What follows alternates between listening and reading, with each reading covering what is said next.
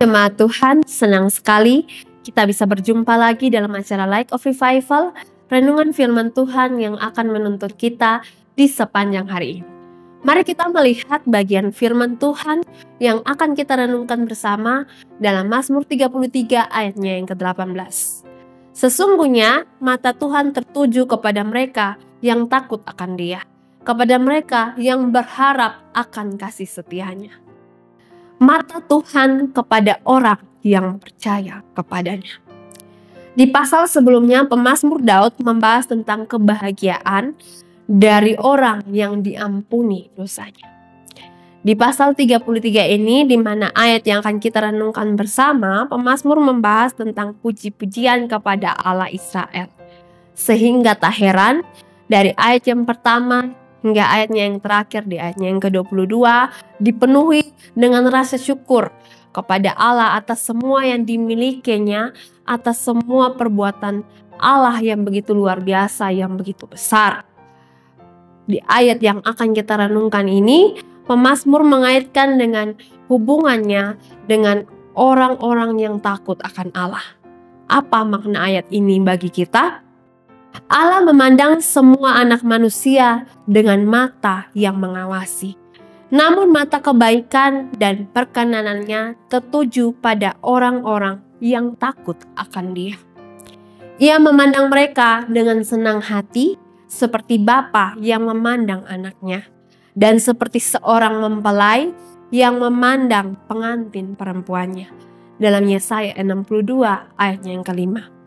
Orang-orang yang mengandalkan senjata dan pasukan dan kereta-kereta yang berkuda akan binasa di dalam pengharapan-pengharapan mereka yang kandas. Tetapi umat Allah di bawah perlindungannya akan aman, sebab Dia akan meluputkan jiwa mereka dari maut ketika maut nyaris merenggut nyawa mereka. Ini adalah tafsiran dari Matthew Henry. Ya, dikatakan oleh ayat ini bahwa bagaimana Tuhan Allah memandang orang-orang yang takut akan Dia.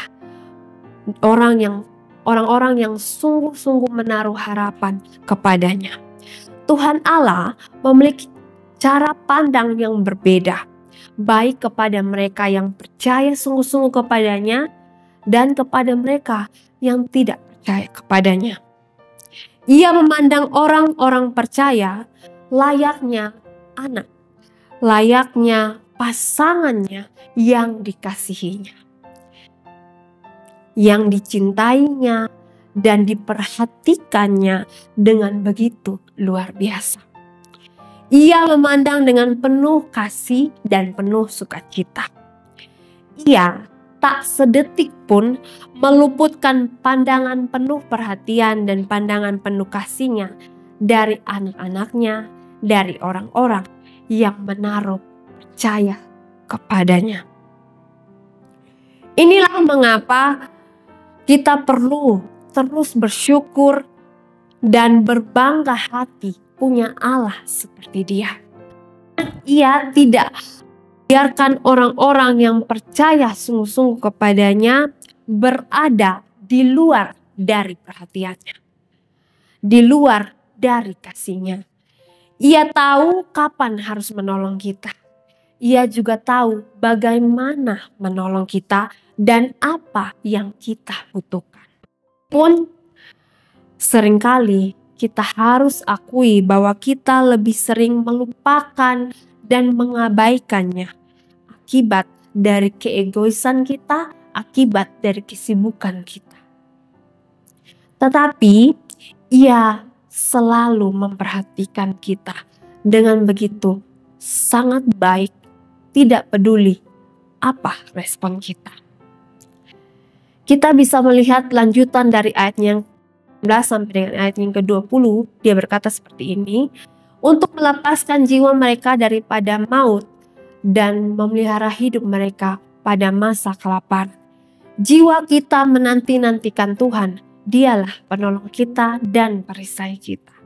Ya, Tuhan Allah ialah penolong dan perisai kita, yang selalu ada bagi kita umatnya yang sungguh-sungguh percaya kepadanya. Pertanyaannya bagi kita yang telah sungguh-sungguh percaya kepadanya adalah, apakah kita selalu mengingatnya? Apakah kita selalu mengucap syukur punya Allah seperti Dia?